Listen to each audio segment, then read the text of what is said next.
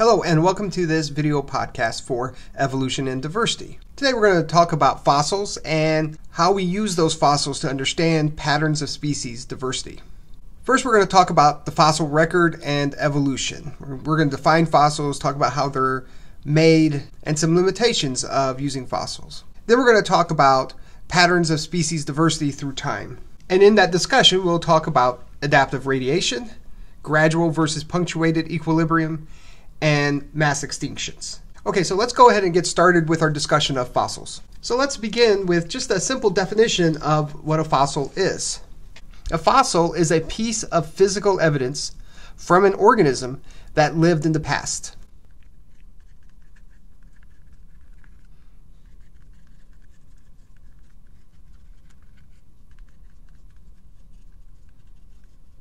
Because of the way fossils are made, they're usually remnants of hard material. So things like bone, teeth, shells, and seeds, and other hard substances. Very rare to find anything that would be of soft tissues. So let's talk a little bit about next let's talk about how these fossils are formed. And that'll be through the process of fossilization. We can break this down into a few steps. The first, which might seem pretty obvious, is that the organism dies. And then this next one is pretty key. They're buried rapidly. And when they're buried rapidly, they're covered in sediments. Sediments could include something like volcanic ash. Then this third step is also very important, and that is that they decompose slowly. As they decompose slowly, minerals seep in and replace organic materials. So I'm going to write in here, minerals replace organic material. And then this last step is the accumulation of sediments, to the point of where this accumulation of sediments will increase pressure and eventually form stone. Now, in terms of forming a fossil, usually what happens is when an organism dies, they're slowly buried by sediment and they decompose pretty quickly. And so these are two conditions which are not ideal in the formation of a fossil. And since that is what usually happens, most organisms, when they die, they do not leave behind a fossil. And this is why the number of fossils that we have really is an underestimate of the life that lived on Earth previously. Couple this with the fact that fossils are not easy to find really adds to this idea that our collection of fossils is a very small representation of what once lived on Earth. A good example of why finding fossils are so rare is this example of Archaeopteryx. This is probably the first bird-like animal that we have evidence of. They lived on Earth for a span of about 2 million years.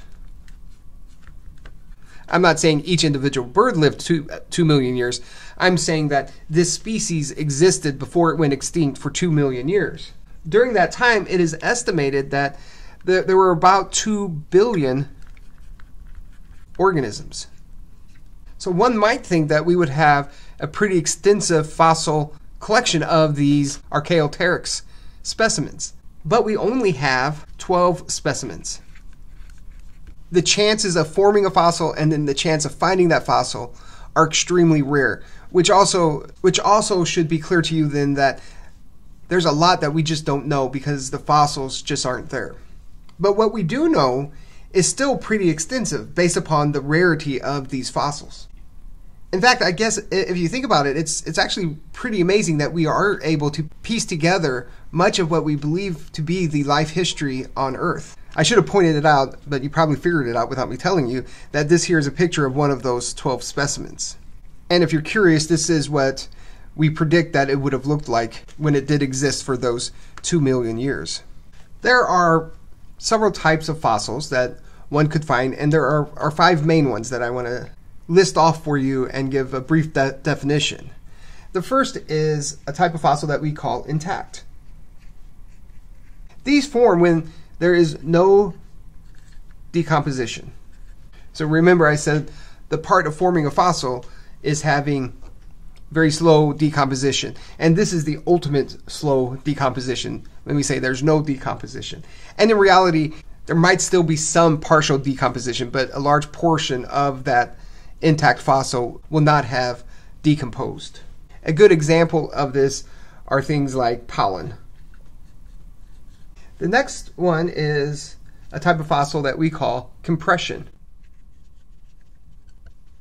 This is an example of where you might have something like a rock here, and an organism dies on the rock, and then sediments push down on the organism. So the organism isn't like fully encased within the sediment, it just pushes down on the organism. And when it does that, it sort of cements it into the rock. We often see fossils of leaves doing this.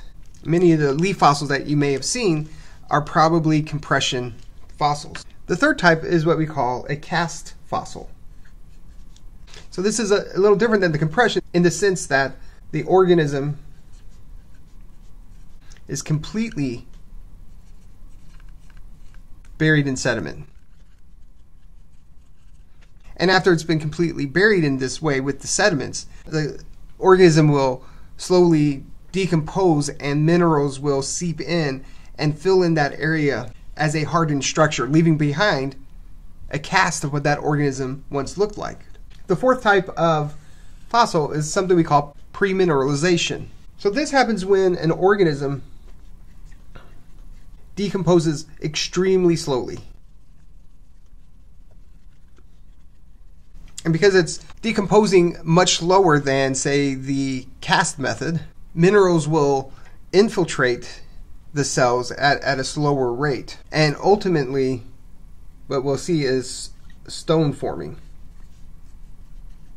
And a good example of this is petrified wood. So you may have seen petrified wood before, and that's exactly what this kind of fossil is. And the last one is a trace fossil. This is when sediments and minerals preserve indirect evidence of a past organism. We often see this when you see a footprint fossil. We could also see claw markings this way, and feces. So these are the 5 types of fossils. Next, I'd like to define what the fossil record is. I've alluded to this and sort of mentioned it, but didn't say it was the fossil record. And so this is the total collection of fossils found by scientists and fossils found by amateur collectors all around the world.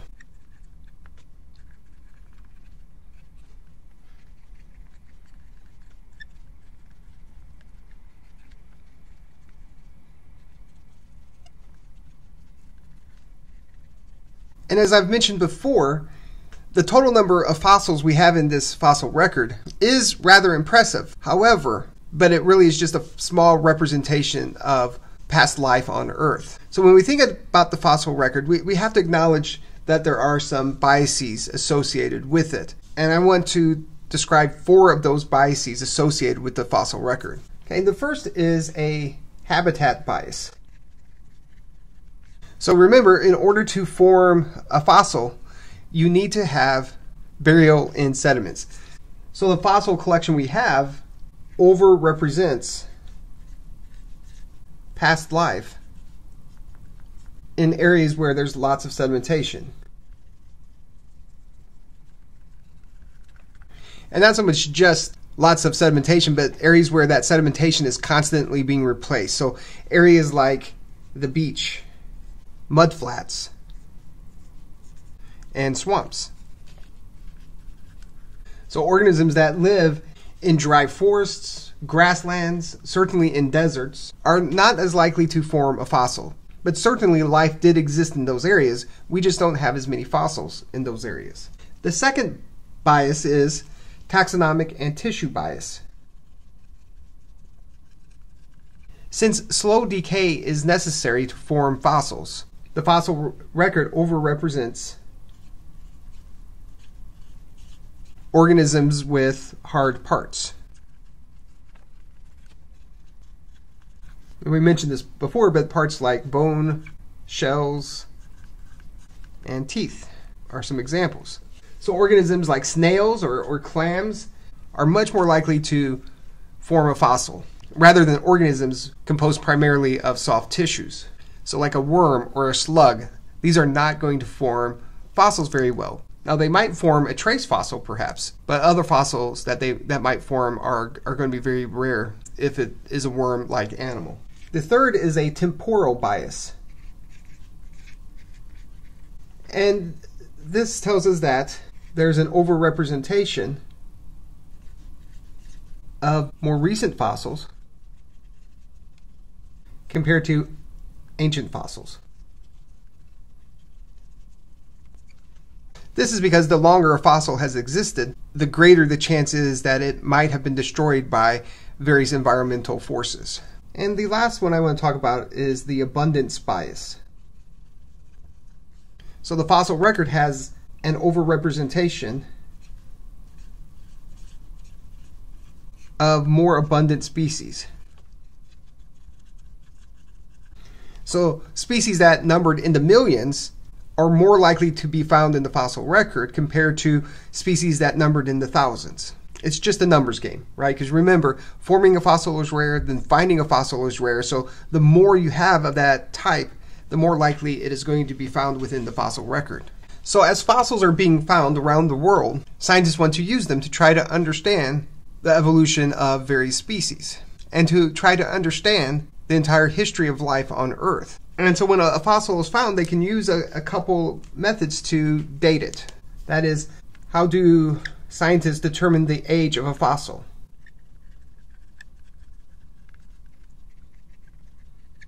There are two main ways to do this. They can use a geologic estimate. If a particular fossil is found at a particular level of Earth or in some kind of rock formation, then scientists can make a prediction about the age of that fossil. Now, more recently, we use a radiometric decay method. And this is much more reliable and much more accurate.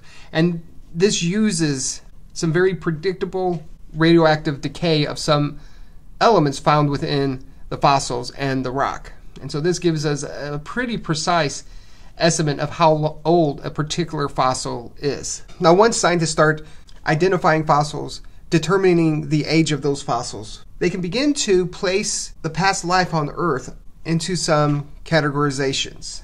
And these categorizations are largely based upon certain kinds of features or structures or adaptations that particular life forms are found with. So when we categorize these past lives, they are placed into some large categories. The largest is an eon. And then eons are broken up into eras. And eras are broken up into periods. And then periods are broken up into a smaller piece of time called epochs. Figures 25.5 and 25.6 show this classification for life on Earth. So this classification for the past 3.5 billion years is shown on these two figures. I'm going to show you 25.6 right now, and this focuses on only the last 541 million years. So this small print probably will be pretty hard to read on this video, but let me kind of walk you through this, and I really want to focus in on humans, as you see up here, Homo sapiens, and the first chimpanzees. For two reasons. One is there's probably a pretty good chance that you know one or two Homo sapiens, so it makes it a little bit more relevant. And I also like to point out the fact that, as we've talked before and I wrote on the last whiteboard, life has been on this Earth for 3.5 billion years. And even within this last 541 million years, we can see that humans only occupy a very, very tiny part of life on Earth. Now, we have a bias in this because we're humans, and so we think it's pretty important, this very, very small part. But I think it's good to keep in mind when we're thinking about the evolution of life that humans have only walked on this Earth for about 200,000 years. So let's look at the breakdown of these different categories for humans. So the eon that humans are in is the Phanerozoic eon. And you can see that this Phanerozoic eon is composed of three different eras. And the era that humans, Homo sapiens, live in is the Cenozoic era. The period that humans are in is the Quaternary period. And the epoch we humans occupy is the Holocene. Now, as I mentioned, using that fossil record, we can place life in this order. And we define these different eras and periods and epochs based on certain features or certain hallmarks discovered by looking at that fossil record. And so if we start from the bottom, we can start seeing things like the first arthropods being formed. Then we start seeing land plants. Then we start seeing land plant formation, jawed fish, plants with seeds and leaves. We see winged insects. We start seeing fungi, more advanced plants. We then start seeing dinosaurs, mammals, bird-like reptiles, placental mammals, angiosperms. These are plants that produce flowers and fruits. We start seeing some more insects like bees and ants, animals that would look like horses, some primates, rabbits. We see a formation of whales, which we're going to talk about in just a moment. Apes, our earliest hominins that would ultimately lead to Homo sapiens, chimpanzees, and bonobos. So as I said, the fossil record itself is limited because of those biases and the amount of fossils we have. But using that, we've still been able to track a pretty impressive history of life on Earth. So we also use the fossil record to analyze transitional features. And we've talked about this before, but I think it's worth noting again, as we've learned a lot since that time. And the fossil record has provided a very nice evolutionary map of going from fish-like animals with no limbs to animals with 4 limbs. And you can see in this first fish-like animal shown on this figure here that they had many of the bone structures that we're going to see as we move upwards here, but it didn't form a limb. It didn't form something that an animal could walk with. This looked very much like a fin that you might see on a fish today. Then as you move up here, we can see that these bones have started to form into something that begins to look a little bit more like a limb and maybe even looks a little like a hand here, right? We see these bone structures forming. However, it's still in the shape of a fin, but the way we model this animal, because it's extinct now, is that it would have extended out much like you might see a limb of an amphibian or a reptile, though it couldn't walk. Then as we move up here, we see this next stage of an animal that is slowly beginning to resemble something that could walk on 4 limbs, though it still couldn't yet. A little bit more defined bone structures. And ultimately, as we get up here, we see that we have a limb, a functional limb that looks very much or very similar to our arms, the ulna and the radius, and our hands with a humerus, a much shorter humerus, but still what we might recognize as that humerus bone, the arm bone that we find in mammals. So this would have looked like an early reptile or amphibian, but it could walk on all 4s. So this slow transition, actually it's not, in evolutionary standards, it's not super slow. It's only about 20 million years going from a fin to 4 legs that can walk on land.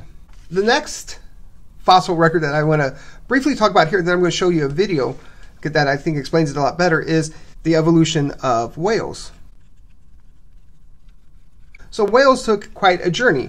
If you go back to that previous picture we had where life started in the seas and then that developed into limbs that could walk, and though we haven't talked about it yet, that would have led to amphibians and reptiles and mammals. At some point, these mammals developed adaptations because of the environment around them that returned them back to the sea, going from having limbs to losing those limbs and forming fins and a tail. And as you'll see in this video I'm about to show you, you'll also see that the nostrils move from the front of the face, and slowly over time, about 30 million years, it moves back in the skull where you would find a blowhole in a modern day whale. But let me show you this video. It's from the Smithsonian. I think it does a really nice job of highlighting some of these features.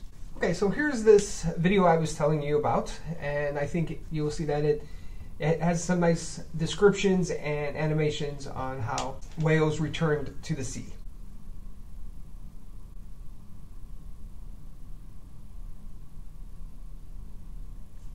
A couple things to note: this was 48 million years ago that you're seeing here.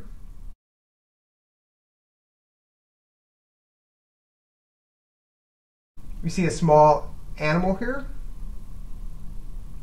walking on 4 limbs, and had a tail.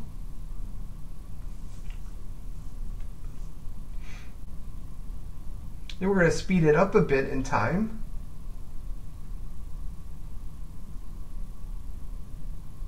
And now we're about 47 million years ago. Animal looks quite a bit different. A million years does a lot to the body, I guess. It's more of an alligator-like body plan. It's longer. So it has the 4 limbs for walking. Hind limbs are also for walking, but you can see they're maybe a little bit more webbed now. And the tail is still not very whale-like.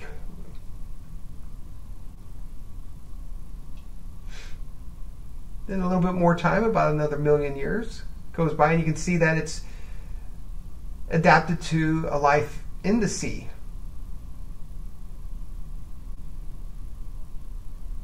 Maybe more like an alligator, where it's in some time on land and sometime in the sea. It's longer. Still has the 4 limbs and the hind limbs that could be used for walking, but certainly the hind limbs have adapted to more of a swimming activity. It hasn't really been pointing it out much, but the nostrils have been slowly moving back some. We're going to speed up quite a bit here. Now we're at 37 million years, and now you see an animal that looks a little bit more like a whale, but not quite there yet. It's no longer shifting from land to the sea. They point out the nostrils here, how they're slowly moving back. The 4 limbs are no longer legs. They wouldn't be able to work very well on land. Much longer trunk. And the hind limbs are very much reduced. And the tail has been replaced with a fluke, a tail fin.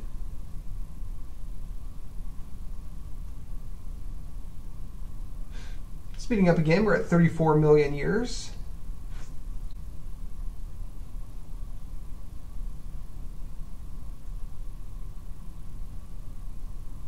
Teeth are slowly being reduced and probably starting to form what we call these baleen type teeth that are not made for eating other fish or other animals, but more for filter feeding.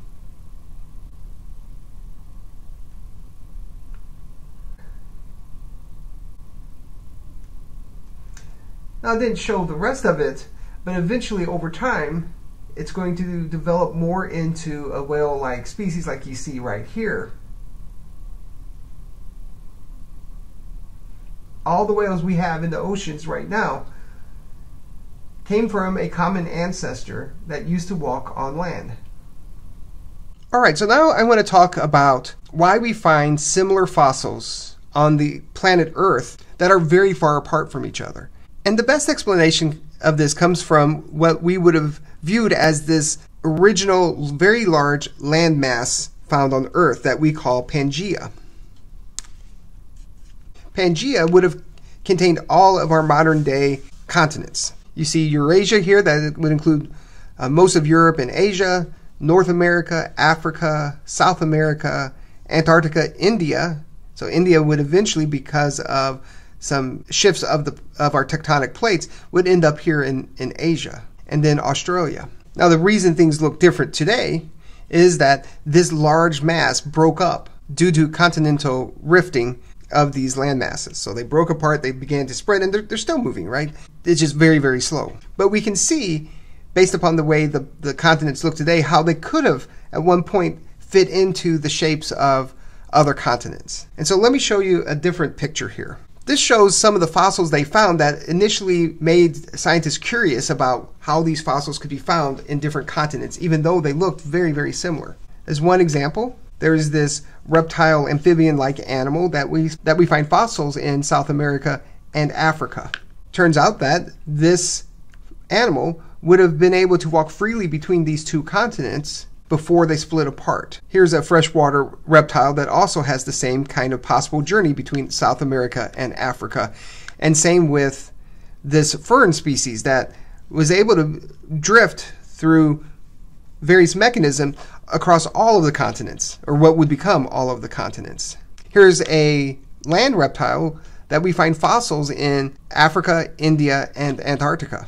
And you can see how these continents could have fit together to allow for this free movement of this early and now extinct reptile between these different continents. And then when those continents split apart, whichever ones happened to be on Africa at the time and India, that's where they went. And when I say it split apart and they happened to be on it, I don't mean there was this like immediate like explosion moving these continents. This was an extremely slow process, right? That happened over the course of millions of years. Next, I want to talk about the patterns of species and the diversity of those species that occur throughout time.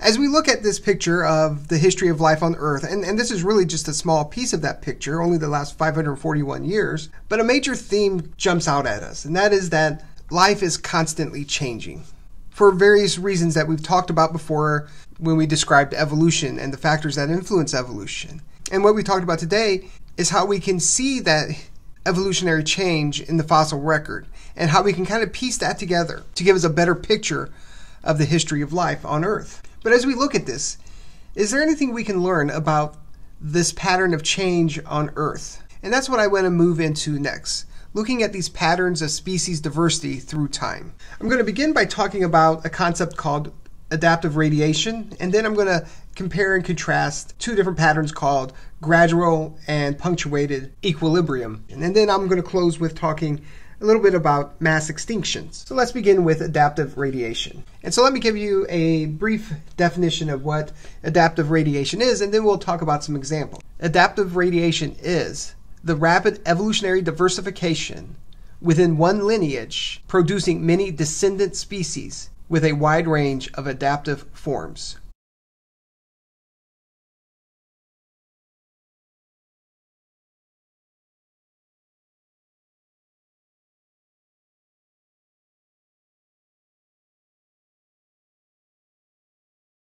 So some key words to take from this definition that I think really helps understand it is thinking about that this is a rapid evolutionary event, and it occurs within one lineage, and it produces many new species that have a range of adaptive forms. So why does this occur? Well, let me talk about a couple of examples as to why this occurs. The first reason that we see adaptive radiation is due to ecological opportunity.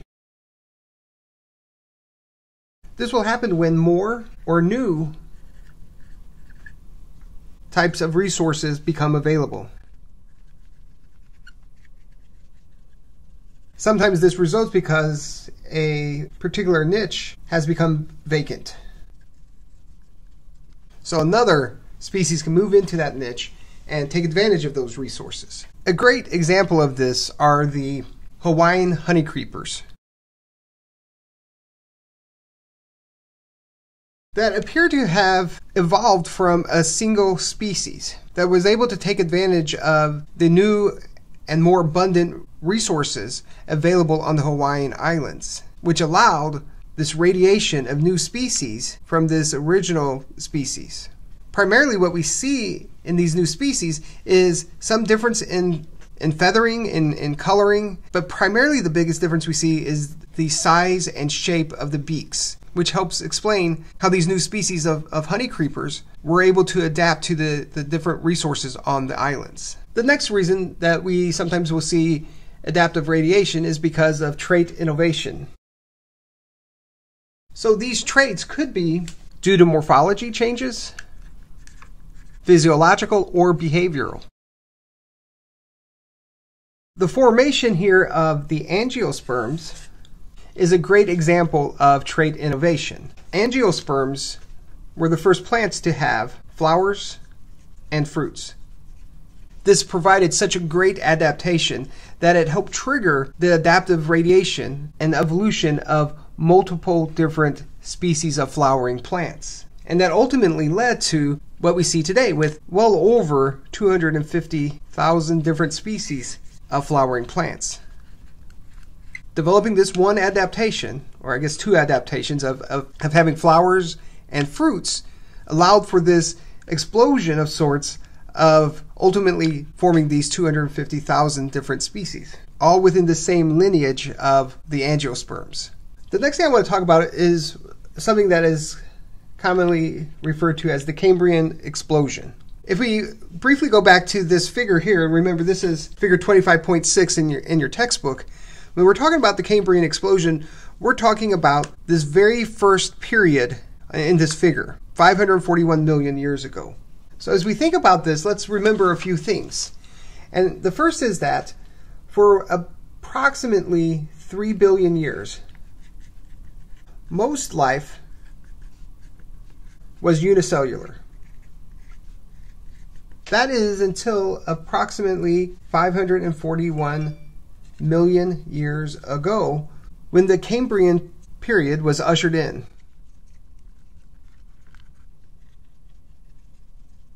This brought with it an explosion of animal diversity.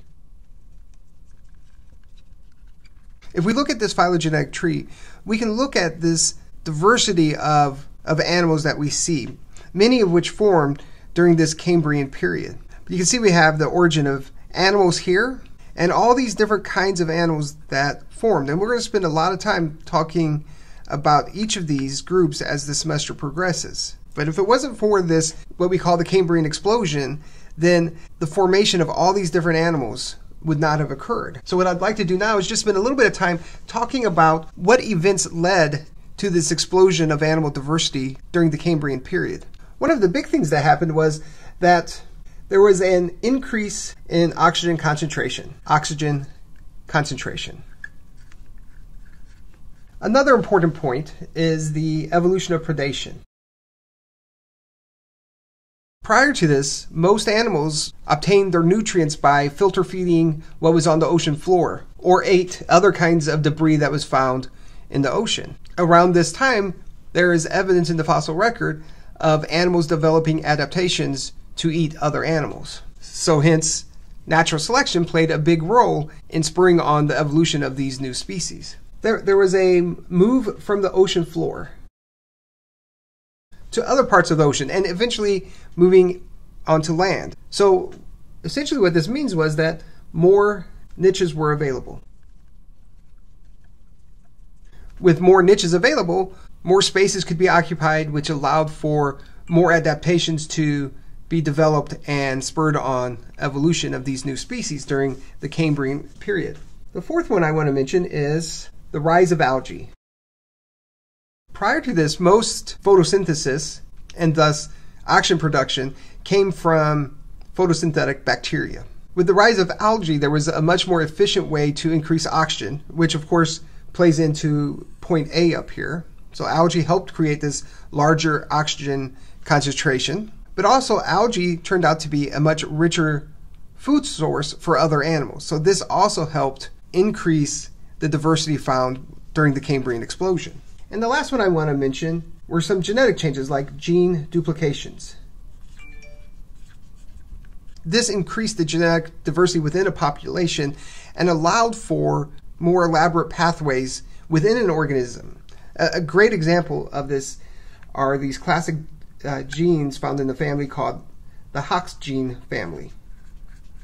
You don't need to know a great deal about the Hox genes. You may learn about it later in genetics or if you take a developmental biology class.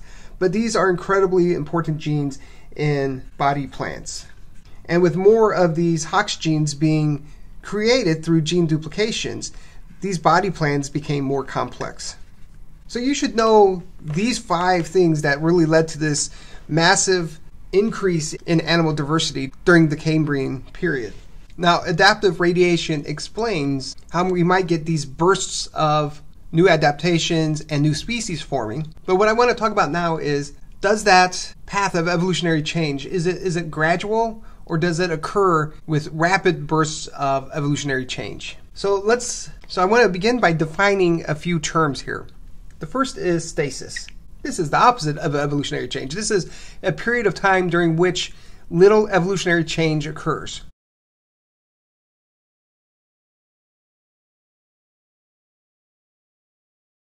Now, when that evolutionary change does occur, then we have 2 different hypotheses as to how that change occurs. The first is gradualism.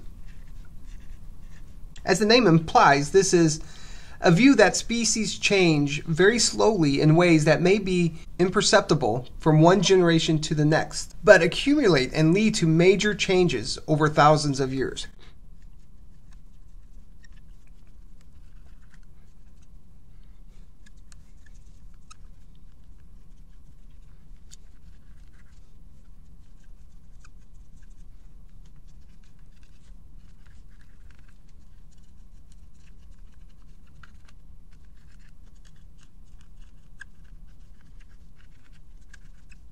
The alternative is described by punctuated equilibrium. This hypothesis views evolutionary change with long periods of little or no change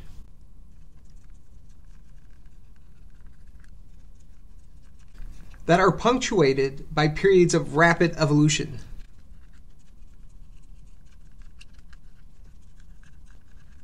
Okay, now that we have a formal definition of gradualism and punctuated equilibrium,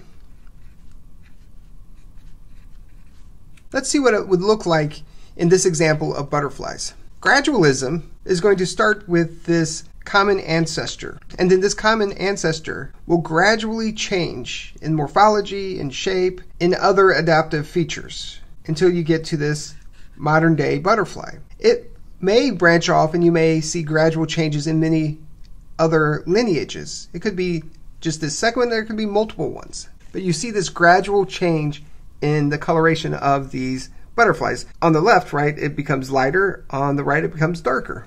And of course, these changes would be brought about due to one of the mechanisms of evolution: natural selection, genetic drift, mutations, and gene flow.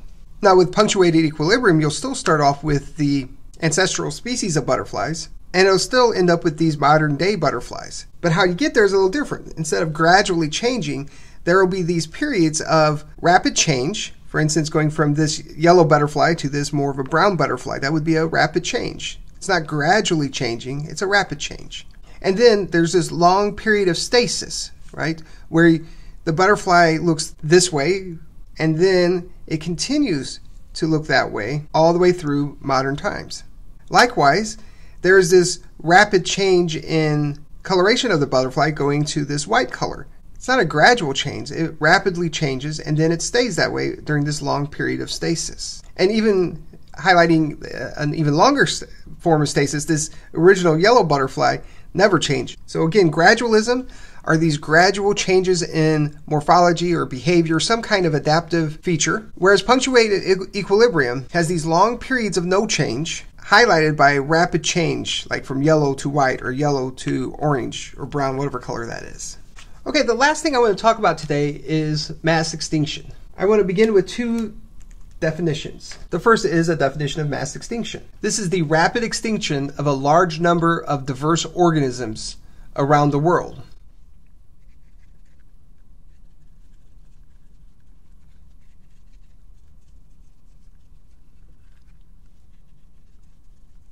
This would be at least 60% of the species.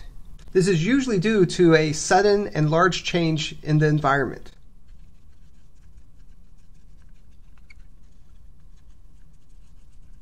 Now, even when Earth is not experiencing a mass extinction, there are still animals and plants that go extinct. And we refer to this as the background extinction.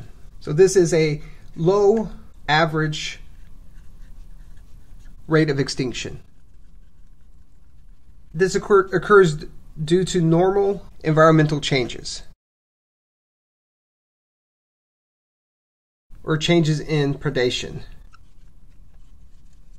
Okay, so here's a very informative figure from your book. It's 2511. You can see here it shows you the different time periods. And over here, this is a new feature that wasn't on the previous maps that we've looked at. But this is the percentage of families that went extinct. We haven't defined families yet, but these are a larger classification group that would include multiple species. And you can see that what's on this axis is the percentage of these families that go extinct.